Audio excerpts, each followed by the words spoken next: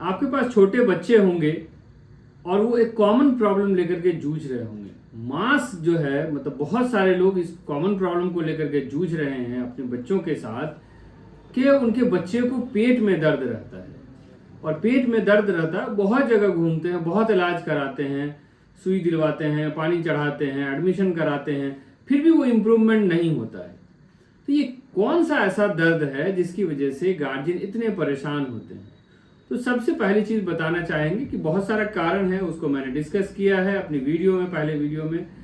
आज हम बात करेंगे बच्चों में जो गैस्ट्राइटिस होता है, मतलब जो स्टमक में जो पेन होता है, स्टमक में जो इन्फ्लेमेशन होता है, इन्फेक्शन होता है, उसकी वजह से जो पेन होता है, उसकी वजह से दर्द होता है, उसको हम ये करेंगे। ये जो चीजें हैं मोस्टली प्रोवोकेंट होती है गार्जियन के थ्रू, मतलब गार्जियन ज्यादा रिस्पॉन्सिबल होते हैं इस बीमारी के लिए जो बच्चों में होती है। बच्चे क्या कंप्लेन करेंगे?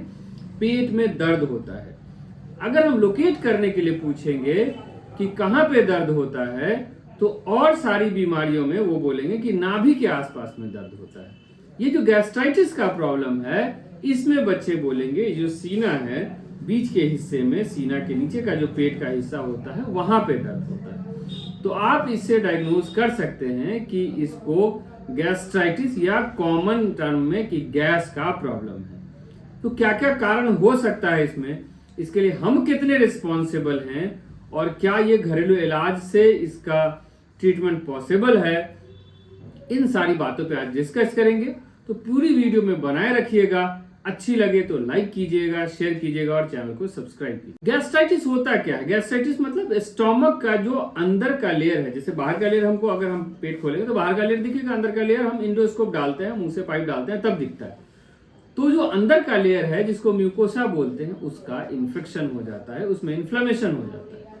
अब ये बहुत सारा कारण है किसकी वजह से इन्फेक्शन या इन्फ्लेमेशन हो सकता है। तो या तो इसका बैक्टीरियल कॉज हो सकता है, या वायरल कॉज हो सकता है, या पैरासिटिक कॉज हो सकता है, बहुत सारा कारण हो सकता है। तो बैक्टीरियल कॉज में मोस्टली जो हेलिकोबैक्टर पाइलोरी का इन्फेक्शन बोलते हैं, जो एडल्ट में भी इन चीजों का होता है। आजकल बच्चों में बहुत कॉमन तो नहीं है लेकिन देखा जाता है कि जैसे बच्चा बीमार पड़ता है तो हम उसको पेन किलर खिलाते हैं, दर्द की दवा खिलाते हैं। तो दर्द की दवा का डायरेक्टली और इनडायरेक्टली पेट में जो गैस्ट्राइटिस होता है, पेट में जो इन्फ्लेमेशन होता है, उससे है। मतलब वो वहां पे म्यूकोसा को ब्रीच कर देता है, म्यूकोसा को वहां से हटा देता है, और जो मतलब म्यूकोसा जो प्रोटेक्ट करता है इन चीजों से, वो हमको एक्सपोज हो जाता है और पेन होता है। तो ऐसा क्या पेन होता है कि पेट में जो एसिड रहता है उसका पीएच वैल्यू जो बोलते हैं, जैसे बैटरी का पानी होता है, उससे ज्यादा तगड़ा होता है। तो आप समझ लीजिए कि बैटरी का पानी अगर हाथ पे गिर जाए या बॉडी के किसी पार्ट पे गिर जाए तो कितना खराब जलता है। तो अब जो पेट में जो एसिड निकलता है तो वो खाना पचाने का काम आता है। तो वो अगर जो म्यूकोसा हट गया, जो उसको प्रोटेक्टिव लेयर है, मतलब जो बचाने का जो लेयर है वो हट गया है, तो कितना जलाएगा और कितना बर्बाद करे। तो पेन किलर यही करता है कि उसका जो म्यूकोसा का लेयर है उसको हटा देता है। फिर कभी कभी क्या होता है कि स्ट्रेस की वजह से, बहुत सारा स्ट्रेस का कारण हो सकता है, बीमारी हो सकती है, या कोई घर में ऐसा ट्रेजेडी हो गया जिसकी वजह से बच्चे परेशान हैं बहुत ज्यादा, या गार्जियन बहुत ज्यादा डांटते हैं बच्चे को, या बहुत सारा ऐसा कारण हो सकता है जिसकी वजह से बच्चे स्ट्रेस में जाते हैं। ऐसा नहीं समझे कि बच्चे को स्ट्रेस नहीं होता है, बच्चे को परेशानी नहीं होती है। आपको अगर ऐसा लगता हो तो कभी जो बच्चा नादान है, एकदम छोटा बच्चा है, मतलब 1 महीने के अंदर का है, आप उस बच्चे को सिर्फ इशारे से डांट करके देखें, आप कुछ नहीं बोले नहीं, सिर्फ इशारे से डांट करके देखिए वो रोने लगेगा। तो इससे आपको समझ में आए कि बच्चा इशारा समझता है, बच्चा आपकी फीलिंग को समझता है, आपके वर्डिंग्स को ज्यादा नहीं समझता है।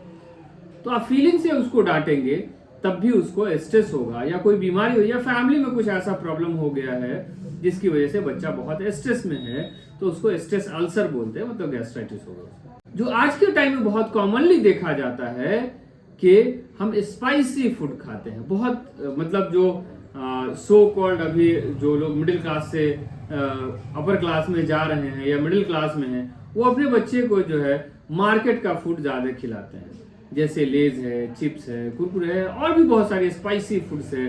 मतलब बच्चा रो रहा है तो एक पैकेट पकड़ा दो किसी चीज का जो है, तो वो बच्चा शांत हो जाए। उसमें बहुत ज्यादा मसाला रहता है उसकी वजह से भी बहुत ज़्यादा दिक्कत हो सकता है। या आप खाने में खाते हैं, गरम गरम खाना खाते हैं, या बहुत सारी ऐसी चीज़ें खाते हैं जिसकी वजह से मतलब गैस्ट्राइटिस हो सकता है, तो उससे भी प्रोवोकन होता है। तो हम यही कहेंगे गार्जियन से कि सबसे पहले अगर इस तरह का प्रॉब्लम होता है तो अपने बच्चे का लेस चिप्स, मार्केट का जितना सामान है सब बंद करें, घर के सामान यूज करना है शुरू करें। हो सकता है कि शायद आपके बच्चे का गैस्ट्राइटिस का प्रॉब्लम सॉल्व हो जाए। बहुत सारा ऑटो इम्यून प्रॉब्लम होता है। मैंने बताया था मेसेटिक लिम्फेडेनोपैथी में कि बॉडी का खुद का सेल खुद के अगेंस्ट काम करने लगता है, खुद के अगेंस्ट मारने लगता है। तो उसमें अगर म्यूकोसा ब्रीच होगा तो ये होगा। और भी अदर कंडीशन है जैसे सिस्टिक फाइब्रोसिस है, या और भी बहुत सारा कंडीशन है जिसमें म्यूकोसा ब्रीच होता है और ये अपर एब्डोमिनल पेन होता है, उसकी वजह से बच्चे बहुत परेशान। अब आपको बताया कि दर्द तो सब बच्चा बताएगा, और क्या क्या सिम्टम देखने को मिलेगा। ऑब्वियस सी बात है, अगर पेट में परेशानी होगी तो पेट नहीं चाहेगा कि हम कोई चीज रिसीव करें, और अगर वो रिसीव किया हुआ है तो या तो उसको नीचे की तरफ ज्यादा जल्दी से निकालना चाहेगा या ऊपर की तरफ से ज्यादा निकालना चाहेगा। तो कभी कभी बच्चों में डायरिया भी दिखेगा, कभी कभी बच्चों में वोमिटिंग भी दिखेगा। अगर उसका इन्फ्लेमेशन हुआ है तो बच्चों में फीवर भी दिखेगा, डिस्कम्फर्ट भी दिखेगा, परेशान रहेगा बच्चा, फीडिंग कम करेगा, खाएगा कम बच्चा, और जो स्पाइसी है वो मुंह को तो बहुत अच्छा लगता है लेकिन पेट के लिए बहुत खराब है। उस कंडीशन में बच्चा खाना तो नहीं खाना चाहेगा लेकिन मुंह के टेस्ट के लिए लेस चिप्स कुरकुरे या जो भी मार्केट का सामान है वो खाना चाहेगा। उसकी वजह से और ये सिम्टम प्रोवोक करता जाएगा और बच्चे का हेल्थ डाउन होता जाएगा, बच्चे का जो वेट है वो डिटोरेट करता जाएगा, कम होता जाएगा। तो आप कहेंगे कि सर बच्चा पेट में दर्द कंप्लेन करता है, वोमिटिंग होता है, खाता नहीं है, और देखिए ना 4-5 महीने से वजन भी लग रहा है कि कम होता जा रहा है। फिर जब गैस बनेगा तो जनरल जो बड़े लोग हैं वो बोलते हैं कि सर गैस बनता है, बहुत ढेकार होता है। तो उस तरह का चीज बच्चों में भी देखने को मिले। अगर ये जो गैस्ट्राइटिस का प्रॉब्लम बहुत सीवियर है तो वो ब्लीडिंग भी होगा, मतलब ब्लड भी आएगा। तो ब्लड या तो मुंह के रास्ते उल्टी से आएगा, लाल लाल ब्लड होगा, या पखाना के रास्ते से ब्लड आएगा जो कि एकदम काला रहेगा। अब हम इसके डायग्नोसिस पे आते हैं कि इसको कैसे पता करेंगे कि बच्चे को गैस्ट्राइटिस है। सबसे पहले तो लैबोरेटरी इन्वेस्टिगेशन करेंगे, ब्लड का टेस्ट कराएंगे, क्योंकि ब्लीडिंग होता है तो एनीमिया है कि नहीं, इन्फेक्शन होता है तो WBC का काउंट क्या है, हेलिकोबैक्टर पाइलोरी के लिए टेस्ट करते हैं वो पॉजिटिव है या नहीं है। फिर हम देखते हैं इसका जो इन्वेस्टिगेशन ऑफ चॉइस होता है, हम एंडोस्कोपी करके देखते हैं, मतलब हम मुंह से पाइप डाल के हम देखते हैं कि बच्चे का जो अंदर का लेयर है पेट का वो कैसा है, वो उसमें कहीं घाव तो नहीं है, कहीं जख्म तो नहीं है, कि सारी चीजें नॉर्मल है। इससे हमको पता चलता है कि बच्चे को गैस्ट्राइटिस है।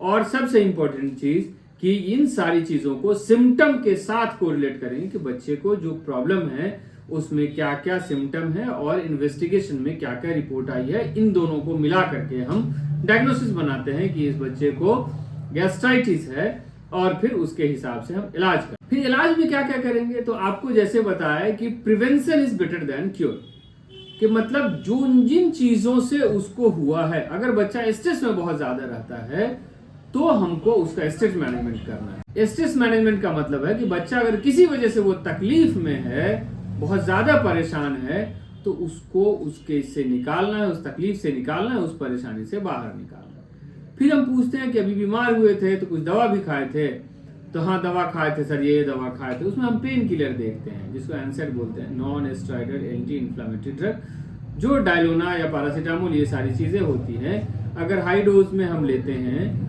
तो इसकी वजह से भी गैस्ट्राइटिस हो सकता है।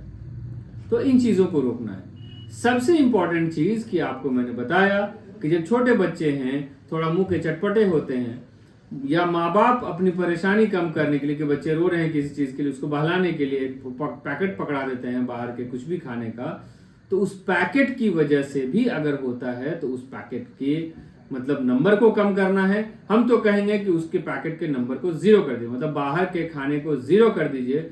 बहुत हाई चांसेस है कि आपका बच्चा बिना दवा के सही हो जाए। फिर है कि खाएगा नहीं, पिएगा नहीं तो डिहाइड्रेशन होगा, वेट कम होगा।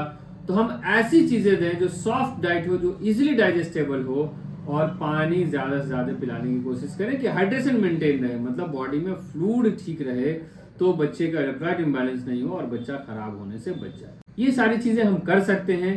आपके लिए टेक होम मैसेज यही है कि आप अपने बच्चे पे ज्यादा से ज्यादा ध्यान दें, कोशिश करें कि बच्चा स्ट्रेस में नहीं रहे, कोशिश करें कि बच्चे को बाहर का खाना नहीं दें, कोशिश करें कि साफ सुथरा खाना दें, टाइमली खाना दें, कम इंटरवल पे, मतलब जैसे 1.5 घंटे 2 घंटे पे छोटे छोटे, मतलब कम अमाउंट में खाना दें उसको। तो ये सारी चीज़ों के प्रॉब्लम से आप दूर हो सकते हैं। फिर अगर इन चीज़ों से नहीं होता है तो हम इसको ड्रग इस्तेमाल करते हैं, जैसे पीपीआई है, जैसे पेंटोप्राजोल आप यूज़ करते हैं, इसमोप्राजोल यूज़ करते हैं बड़े केसेस में। तो छोटे के केसेस में भी पीपीआई यूज़ करना पड़ता है जब ये सिम्टम, मतलब जो आपको प्रिवेंशन से नहीं ठीक होता है, जो होम रेमेडीज से नहीं ठीक होता है, तो उसके बाद हमको ड्रग यूज़ करना पड़ता है। तो उससे क्या होता है कि एसिड कम निकलता है स्टमक में, तो उससे जलना कम होगा और वो म्यूकोसा हील होना शुरू हो जाएगा। दूसरी चीज ये है कि कुछ ऐसा काम करें या कुछ ऐसा ड्रग दें कि जो जहां पे घाव बना हुआ है उसके ऊपर जाकर के लेयर बन जाए, तो जिसको एंटी एसिड बोलते हैं। तो वो लेयर बन जाएगा, तो वो धीरे धीरे अंदर से फिर जो है उसमें म्यूकोसा बन जाएगा और नॉर्मल म्यूकोसा बन जाएगा और लेयर वो हट के निकल जाएगा। तो इसमें बच्चे को हीलिंग होना फास्ट हो जाएगा, बच्चे का रिकवरी फास्ट। इन सारी बातों पे ध्यान दीजिए, अपने बच्चों का ख्याल रखिए और ध्यान दीजिए कि पेन कहाँ हो रहा है, नाभि या डोरी के आसपास हो रहा है या अपर एब्डोमेन में हो रहा है। अकॉर्डिंगली आपका इलाज करेंगे। प्लीज खुद से इलाज नहीं कीजिए, आप एक अच्छे डॉक्टर से मिलिए, नियर बाई जो भी आपके डॉक्टर होंगे उनसे मिलिए, आपका वो बेस्ट इलाज है। Thank you.